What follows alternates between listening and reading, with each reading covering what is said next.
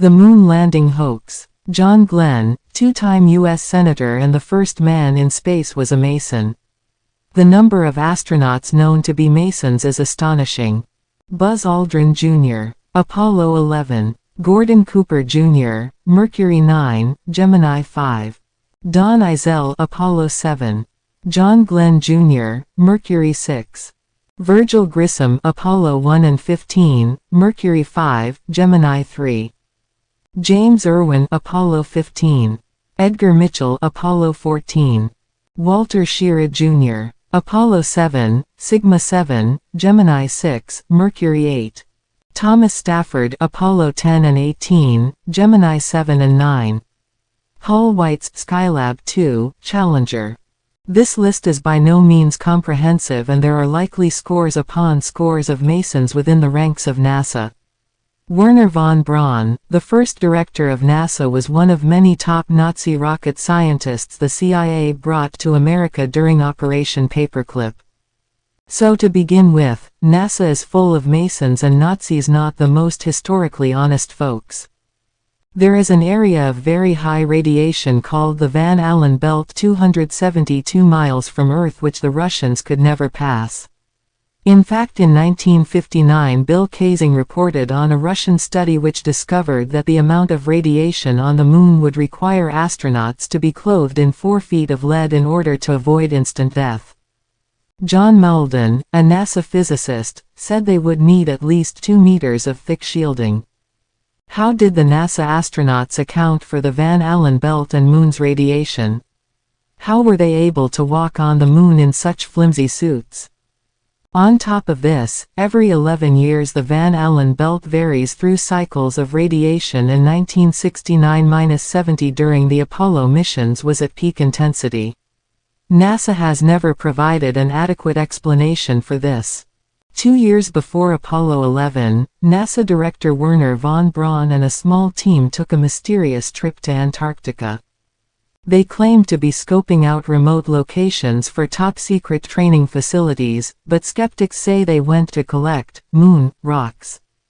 Bill Kaysing, author of We Never Went to the Moon, America's $30 billion Swindle, hired his private investigator friend Paul Jacobs to check with the head of the U.S. Department of Geology in Washington and ask, "Did you examine the moon rocks, and did they come from the moon?"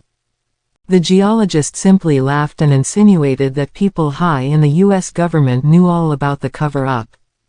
Why didn't the NASA make a signal from the moon that could be seen by everybody on Earth without aid of their TV set? The Apollo astronauts could have done this with magnesium flares or similar technology, and it would have been a spectacular display for all to see, proof of their accomplishment. It is interesting that we would travel all the way to the moon and not take any color video either. They had enough money and technology to put men on the moon, but they couldn't spring for some color video. The only black and white video available from NASA is the poor quality recording of a recording that we all saw on TV. NASA claims to have conveniently lost all the original Apollo 11 high-quality video and data telemetry tapes, so experts cannot examine their authenticity.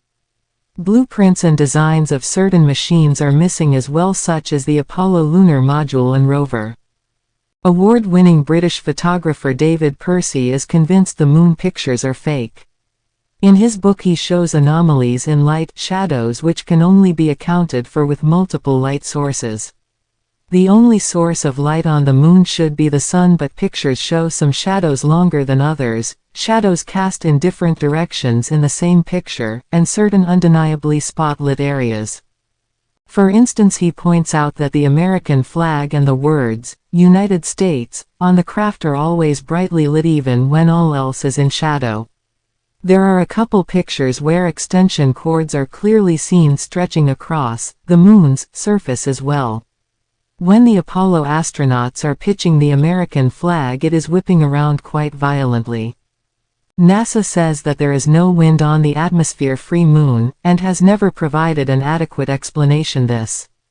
Also, if you speed up the video of Neil Armstrong bouncing on the moon by exactly 2x, he is clearly in Earth gravity just taking long strides. NASA simply slowed down all the video to half speed in post-production. The second man on the moon, 33rd-degree Mason Buzz Aldrin, was asked at a banquet what it felt like to step onto the lunar surface. He got up without saying a word and left the room crying uncontrollably. Another time, you can watch on YouTube, he was approached and called out by someone on the moon hoax and reacted by punching him in the face. He acts less like someone who has walked on the moon and more like someone trying to live a big lie. He also must fear for his life because he has taken a Masonic blood oath not to expose the hoax. Before the first manned Apollo mission, 11 would-be Apollo astronauts died from supposed accidents in the line of duty. 3 of them, accidentally, had their test capsule pumped full of high-pressure oxygen until it exploded. 7 more died in plane crashes and 1 in a car crash. 11 astronauts coincidentally dying under such circumstances is highly unlikely and points towards the Masons trying to find the right people to sell their hoax. There are a number of photos supposedly taken on the moon that clearly show the letter C engraved in a moon rock. In one picture another C is seen drawn into the ground right next to the rock, and one on the ground next to it. CC is numerologically 33 and is Masonic code, a wink-wink elbow nudge to fellow Masons. In the Masonic Scary Movie 3, a reporter named Cindy Campbell is reporting on crop circles (CC), another Masonic ploy to make you believe in aliens. Just after this, Eminem the rapper M=33 on its side talks with Cindy Campbell about crop circles. The double-letter symbology is abundant in Masonry and well-known to initiates. All NASA mission patches are full of occult Masonic symbolism and perhaps none more so than the Apollo missions. The names of the missions and crafts are almost always names of ancient gods or astrological signs. They always use Roman numerals, and complex sacred geometry, the secrets of which are held by the Masons.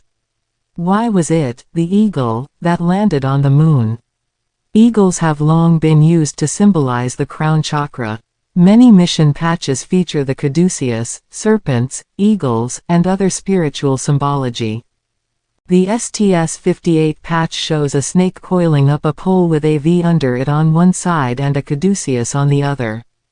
The Egyptian Osiris is depicted as being green, and so is his wife Isis, like the green Statue of Liberty and her green dollars. Jim Carrey, JC, like Jesus Christ, is the son of God. In The Grinch, Jim Carrey plays a green character who steals Christmas. In the movie poster he is walking in front of the moon, obscuring it, and carrying a sack of stolen goodies. Carrey also played green characters in Batman Forever, The Riddler, and The Mask. Notice the highlighted in the poster. He plays Andy Kaufman, a hoax, in the movie called Man on the Moon, which features the REM song of the same name. If you believe they put a man on the moon, if you believe there's nothing up his sleeve. In Bruce Almighty, after Carrey gains godlike powers, he lassos the moon and brings it closer. In Dumb and Dumber, Carrey passes a newspaper headline that says, "Man walks on the moon," and he acts delighted to hear it as though he didn't know and had never heard the news. Last but not least, in The Truman Show, Ed Harris, the villain in The Rock, plays the producer of Jim Carrey's life. The Central Command Station where Harris operates his deception of Truman is a fake moon. At one point in the movie, Carrey is even drawn with an astronaut's helmet on. These are all Masonic messages being delivered by those who know, and received only by those who have eyes to see and ears to hear. A year after the faked moon landing, a night's newspaper poll found that more than 30% of U.S. citizens were suspicious of NASA's trips to the moon. According to a 1999 Gallup poll, only 6% of the U.S. population had any doubts that Apollo astronauts walked on the moon. It seems that up until now their propaganda campaign has proved quite successful. Make the lie big, make it simple, keep saying it, and eventually they will believe it. Adolf Hitler. Hitler said, "Great liars are also great magicians, and the great masses of the people will more easily fall victims to a big lie than to a small one." Hitler actually described the big lie in his book, Mein Kampf, as a propaganda technique. He said the lie must be so colossal that no one would believe that someone could have the impudence to distort the truth so infamously. 16 years later, Hitler's propaganda minister Joseph Goebbels wrote in a January 12, 1941 article called Churchill's Lie Factory that the English follow the principle that when one lies, one should lie big and stick to it. They keep up their lies, even at the risk of looking ridiculous. He is also quoted saying, "If you tell a lie big enough and keep repeating it, the people will eventually come to believe it. The lie can be maintained only for such time as the state can shield the people from the political, economic and/or military consequences of the lie. It thus becomes vitally important for the state to use all of its powers to repress dissent, for the truth is the mortal enemy of the lie, and thus by extension, the truth is the greatest enemy of the state." The president of the International Flat Earth Research Society thinks the moon landings were faked in Hollywood studios with help from Masons Stanley Kubrick and Arthur C. Clarke. He claims that NASA's reason for existence is to promote the myth of a round Earth and a non-Earth-centered cosmology. Werner von Braun never admitted the moon landing hoax, but just before he died in an interview with Carol Rosin, he said that in order to sustain the military-industrial complex, first they had created the Cold War threat. Once that veil was lifted, a false, terrorist threat would be created and propagated to the public. Once that was seen through, they would create a false asteroid threat to be dealt with in an Armageddon, military-industrial manner. Then their last card is to stage a fake alien invasion using their classified anti-gravity, UFO, technology. Think about it. If you wanted an excuse to globally centralize all government, finance, military, police and other institutions, you would need a threat to the planet as a whole. What better way than to kid the people they are being invaded from space?